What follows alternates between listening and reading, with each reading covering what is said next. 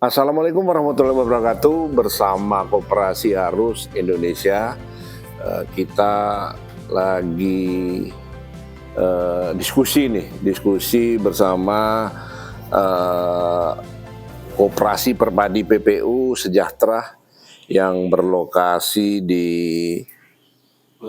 Gunung Intan di Babulu ini ya, di Kabupaten Penajam Utara. Ya, tentunya ini cukup menarik bagi saya ya, karena kami diundang kepada teman-teman di sini. Ini masalah ketahanan pangan ya, ketahanan pangan apa yang digemborkan sesuai janji Pak Prabowo Gibran dalam kampanye Pilpres kemarin, apalagi ini masih hari kerja 100 hari ya, di mana PPU ini menjadi daerah kehormatan sebagai ibu kota negara ke depannya ya. Yang cukup menarik di sini adalah masalah ketahanan pangan yang anggotanya cukup lumayan, hampir 75 orang ya. Ya, meliputi dengan asesmen, yaitu penggilingan padi kecil-kecil yang ada hampir 37 penggilingan padi kecil yang notabene itu 3 ton per hari ya, dengan mesin dompeng dan lain-lain ya. Hari ini ya, saya akan berbincang-bincang. Di sini ada Mas Said ya. Mas Said ini ketua Majelis Zikir Nahdlatul Weton nanti ke depannya, dan sebelah saya ini adalah Mas Sarni sebagai anggota Koperasi Perpadi dan Mas Toto. Kebetulan beliau-beliau itu kemarin para asosiasi perhimpunan penggilingan padi ini mengadakan munas di Solo ya, yang kedatangan juga itu Menteri Koordinasi Bang Jul ya, Ketua PAN. Salam hormat Bang Jul ya, apa kabar? Semoga baik-baik aja Bang Jul, selalu sehat. Kita ini lagi diskusi Bang Jul, apa yang Bang Jul utarakan dalam video statementnya pada waktu itu adalah bagaimana meningkatkan kesejahteraan para penggilingan padi yang mati suri ya. Mati suri, PPO ini di sini sebagai lumbung pangan, apalagi adanya IKN. Tentunya ini harus ada polisi-polisi kebijakan yang cukup konkret kepada masyarakat sini. Ya, tentunya masyarakat sini ini mengeluh adalah masalah pupuk ya, masalah bibit ya, karena di sini ini tingkat keasamannya cukup tinggi ya. Jadi ini permasalahan yang dihadapin para petani padi ya. Dan yang terakhir, di mana petani padi ini ya secara ekonomi bagi mereka tidak menghasilkan penuh ya karena para petani padi ini ya anaknya yang ada kuliah di kedokteran, ada kuliah macam-macam di sini ya.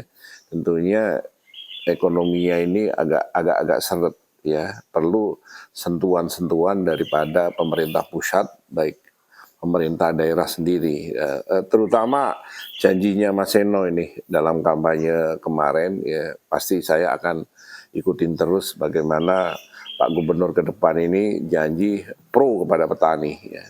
Dan di sini lahannya itu dulu 9.000, tapi lambat laun itu terkikis ya dengan adanya perkebunan sawit palm oil ya, akhirnya kerja sampai 1.000 hektar. Untuk itu saya akan berbincang-bincang dengan Pak Sarni. Selamat siang Pak Sarni, apa kabar? Siang, alhamdulillah sehat. Iya Pak Sarni, ini cukup menarik bagi saya. Kebetulan saya ini lagi buat koperasi ya, para relawan-relawan di Indonesia saya kumpulkan, saya bentuk koperasi namanya Harus Indonesia Maju. Tentunya dalam ini ya saya harus bisa memberikan edukasi dan mengayomin koperasi ke depan kepada masyarakat sini Pak Sarni. Ya. Apa sih yang keluhan yang dihadapin pada saat ini kepada para petani yang ada di sini? Terima kasih Pak. Bahwa di sini itu daerahnya tak ada hujan, keasaman tinggi, sehingga untuk kebutuhan air, tatkala tak ada hujan, tatkala kita perlu air, kadang tidak ada hujan. Tatkala datang air, banjir. Ini yang terjadi seperti itu. Yang kedua adalah ketersediaan bibit padi yang bermutu. Mestinya dengan daerah-daerah seperti ini yang lumbung makan nasional, mestinya ada bibit padi yang diproduksi sesuai dengan karakter tanah di sini. Itu yang dikembangkan jadi produk lokal tetapi bermutu bagus. Punya kualitas, ada Kualitas, iya. premium lah. Iya. Itu. Kemudian yang terkendala lagi ini Pak, selama di RDKK TSP dicabut Pak. Ya, Kan dulu pernah ada TSP, Betul. Urea, Betul. Fosca. Nah, TSP dicabut Pak. Akhirnya mutu beras Babul itu kurang bagus. Sebenarnya bahkan perlu ditambah sebenarnya KCL. Tapi dulu ada TSP aja sudah bagus. Pernah terjadi Pak, tatkala gudang Bulog yang di Babulu itu 1.000 ton, itu pengiriman Kota Samarinda dan Tarakan itu dikosongkan, tidak sampai 1 minggu Pak, 1.000 ton itu penuh. Berarti kan produksi kita melimpah Pak, itu sebelum terjadi proses alih komoditi dari padi jadi kebun sawit. Nah karena ini petani merasa, wah ini anak saya sekolah, kalau saya tidak nanam sawit nanti ketinggalan. Mau tidak mau rame-rame Pak. Itu dijual Sehingga Pak. diganti dari tadinya komoditinya itu padi, dirubah jadi kebun sawit. Karena sebentar lagi anaknya perlu biaya kuliah kan itu. Nah ini yang kita hadapi teman-teman petani dengan datangnya IKN, ini kan jadi tantangan Pak. Betul. Kalau tidak cepat ada perubahan peningkatan produksi hasil petani, mau tidak mau ini akan bisa habis. Makanya perlu kita selamatkan ini Pak. Oke, termasuk pupuknya ya jangan langsung kepada koperasi direct ya, yang sekarang ini Pak Menteri Pak Amran maunya kan langsung tuh ya, tidak berapa campur tangan supaya pupuk ini selalu tersedia kepada masyarakat ya. Ya tentunya ini masalahnya adalah pupuk KCL kan Pak ya. KCL sama TSP Pak. TSP ya. Ini di sini ini ada permasalahan adalah 2 pupuk ya, TSP sama KCL. Mungkin buat Mas Dar ya. Nanti saya minta waktunya supaya saya bisa diskusi ya. Apalagi ini bisa jadi pilot project nasional dengan luas lahan 8.000 kan. Ya saya rasa itu yang sangat penting. Terus apalagi Pak keluh-keluhannya yang saya rasa itu adalah penggilingan padi ya Pak. Yang notabene penggilingan padi itu kalau dibilang udah ujur nih, expire ya. Ya, tetapi kan kapan hari ada janji ya agar supaya para penggilingan ini bisa mengajukan pinjaman kan ya kepada bank-bank BUMN ya agar supaya ini berjalan lagi kan Pak. Iya. Kira-kira satu penggilingan itu perlu estimasi biaya berapa Pak? Ya mungkin begini Pak. Ya selama ini penggilingan kita masih tradisional, dryer tidak ada, kemudian semuanya masih manual, perlu tenaga manusia semua, dan itu nanti kalau BBM bersubsidi tidak ada kan kita harus beralih ke listrik Pak. Iya. Mau tidak mau harus arahnya ke sana kan seperti itu. Mau tidak mau ini harus kita capai. Ya mungkin segi biaya mungkin agak besar, gudang diperbesar. Kemudian kita perlu menyelamatkan Pak. Petani ini kalau musim panen kan kondisinya hujan. Makanya perlu dryer, perlu dryer. Kemudian gudang untuk menyelamatkan sirkulasi gabah di sini jangan sampai keluar Pak. Kita sayang lumbung makan nasional tapi tatkala tidak panen tidak ada beras. Ini kan ironis ini Pak, perlu penyelamatan. Kemudian yang terkendala bagi petani itu yang sekarang sangat terasa ini Pak, untuk bibit yang bagus. Kualitas bagus, ini susah Pak. Cuma saya pribadi, saya juga mendatangkan Pak dari Jawa, tak bawa ke sini, mulai saya tanam, saya kembangkan. Artinya mana yang cocok di daerah sini ini yang saya kembangkan. Ya mudah-mudahan nanti bisa cocok di sini kita kembangkan sehingga menjadi bibit lokal tapi yang punya produksi unggul gitu Pak. Mungkin seperti itu. Ya mungkin saya rasa itu sangat penting ya. Saya rasa di sini kan ada universitas, ada akademi seperti Unmul dan mungkin Uniba, mungkin juga harus cawe-cawe ya untuk bagaimana penggerakkan ekonomi bawah khususnya pertanian ini Pak. Ya. Saya rasa itu ya Pak. Terus yang Bulog juga harus perlu dilibatkan ya kalau ya, karena kalau Bulog itu Pak, kalau di Makassar di Jawa dia punya penggilingan yang cukup teknologi cukup bagus Pak, ada dryer, ada ini, ada semuanya yang memang cukup mahal kan, tetapi dengan adanya kenaikan harga gabah ini menurut petani ini udah cukup menarik atau belum Pak, ya kan? Sebenarnya petani menyambut dengan gembira, Pak. Dengan gembira. Cuma kita perlu bagaimana harganya bagus, produksinya juga meningkat. Betul. Sementara kan masih 3 sampai 4 ton, Pak. Nah, gimana kalau bisa 5 ton, 6 ton ke atas, ini kan perlu kita capai, Pak. Oke. Sementara ini kita harus mengimbangi antara penghasilan yang sudah rubah jadi kebun sawit, petani padi ini harus bisa mengimbangi, Pak. Makanya kemarin sempat saya punya analisa, Pak. Kalau produksi minimal 100 karung per hektar, kemudian satu karung yang bisa 33 kilo, kalau harga beras 12, berarti kan per musim panen kan 36 juta, Pak. Kalau IP 300, berarti per setahunnya itu ketemunya 100 juta. Jadi kita bisa mengimbangi sawit, Pak. Dengan demikian, lambat laun, kebun sawit akan bisa hilang sendiri, tidak usah kita bukan. Oke, itu Harapan saya adalah. seperti itu, Pak.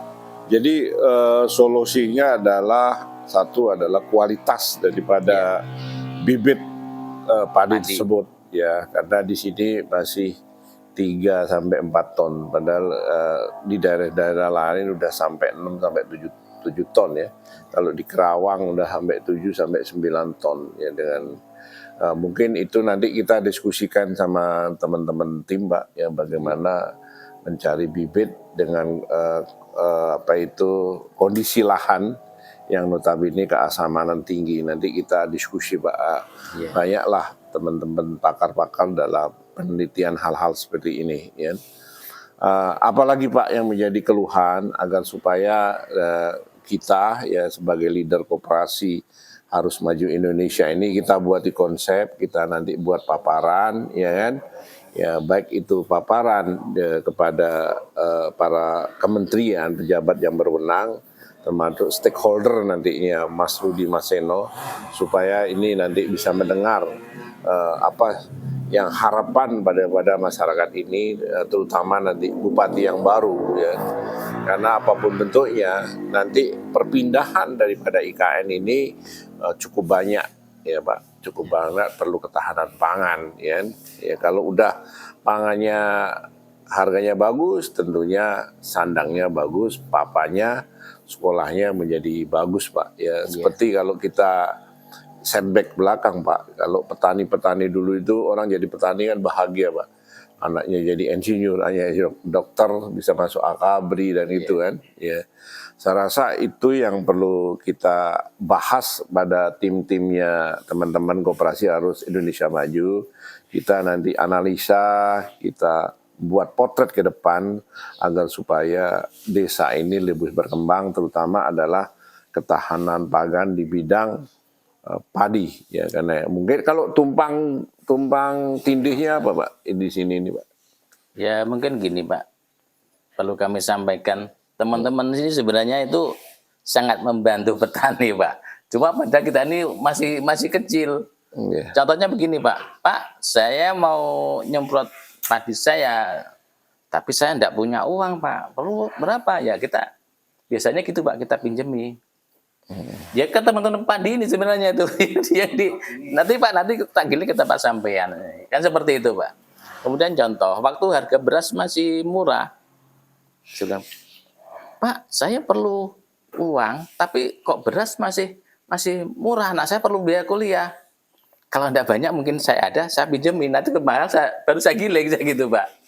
Oke, berarti jadi padi ini sebenarnya penyangga teman-teman petani ini sebenarnya Pak. Oke, itu yang iya makanya Pak, ya, mungkin Bapak bicara ini adalah budaya yang ke belakang. Sekarang kan kita harus bicara budaya teknologi ke depan. Ya, mungkin nanti teman-teman daripada koperasi kita akan buatin konsep, akan kita hitung berapa sih kebutuhan per hektar, terus ya semua ya apa. Jadi cost analisisnya kita itu tahu, terus berapa sih keuntungan petani, ya. Berapakah kasih kebutuhannya ini kan dari situ Pak, ya kan? Iya. Disitulah kita akan proyeksikan, apalagi kan Pak Gubernur baru ini kan janjinya sampai S3 tidak bayar Pak, ya kan? Amin ya. Iya, mungkin di sini jadi pilot project pertanian yang bisa meningkatkan SDM ke depan, Pak. Iya kan? SDM ke depan ya, apalagi kalau saya melihat Pak, ini infrastrukturnya bagus, ya kan? Ada sungai penyangga, udah jadilah infrastrukturnya jadi ya, daripada yang masih di hulu Mahakam sana Pak, ya kan? Iya. Habis itu di sini SDM-nya juga cukup bagus ya, karena mungkin dulu banyak dari Jawa pindah ke sini, daerah-daerah pindah sini ya, dari bicara pertanian jauh lebih mengerti dan paham Pak. Ya, saya rasa itu Pak mungkin cukup. Mungkin ada yang pertanyaan lagi teman-teman, kira-kira apa? Bisa ya Permadi. Ayo Mas, monggo Mas. Terima kasih Pak. Ya. Kalau kita ini kan fokusnya di setelah panen. Iya. Artinya padi diolah menjadi beras. Iya. Kemungkinan yang kita minta itu untuk revitalisasinya itu supaya bisa dibantu oleh pemerintah. Siap, ya mungkin itu yang kita harapkan. Nanti Pak kita buatin proposal yang konkret ya, proposal ke kementerian. Kita kan ini kan teman-teman ini kan profesinya itu meracik-racik Pak. Meracik-racik, menghitung semuanya secara matematika, secara ilmiah, secara bisnis plan-nya kita paparin mungkin supaya menjadi petani modern Pak. Iya. Jadi hitung-hitungan perbankan, Bapak udah nggak pusing.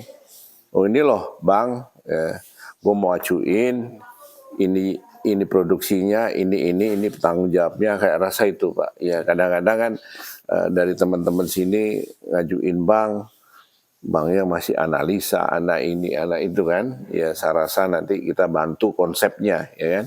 Konsep ketahanan pangan yang di Babulu adalah dengan seluas 8.000 hektar ini. Saya rasa itu Pak, ya, agar supaya nanti Pak kita undang Pak Menteri ke sini Pak, ya kan. Masa nggak malu Pak, IKN deket di sini nggak diperhatiin kan. Ini kan luar biasa ya. Buat Pak Prabowo ya, ini keluarga besar di sini mendoakan Bapak selalu sehat. Bapak adalah pioner ketahanan pangan bangsa Indonesia ini ya. Ini yang dikeluhkan kepada masyarakat, karena saya yakin kita sebagai relawannya Bapak tuh touch terhadap pada masyarakat kecil ya. Salam Pak Prabowo, salam hormat buat Mas Gibran. Semoga di daerah Bebulu ini, PPU ini sebagai pilot project ketahanan pangan sebenarnya udah nasional, tapi ditinggalkan ya dengan adanya mengembalikan kepada dunia pertanian ini. Semoga di sini adalah yang terbaik, karena saya lihat tanahnya datar, curah hujannya cukup bagus ya, dengan teknologi aja nanti mungkin nanti kita minta penyemprotannya pakai drone kan, lebih praktis yang drone 300 kilo itu kan, lebih cepat itu kerjanya. Saya rasa itu mungkin bagi teman-teman yang di dunia pertanakan, kalau mau Mas Tri, jangan mikirin di Lombok aja sama Bali, di sini harus dipikirin. Ayo kita buat pengembuan sapi di sini ya. Ya, karena polanya pengembuan sapi ya, nanti air kencingnya dialirin ke sungai, jadi pupuk lagi ya. Yang pernah dilakukan yang kita kerjain di Lampung. Terima kasih buat teman-teman. Salam hormat. Perpadi PPU Jaya Jaya Jaya.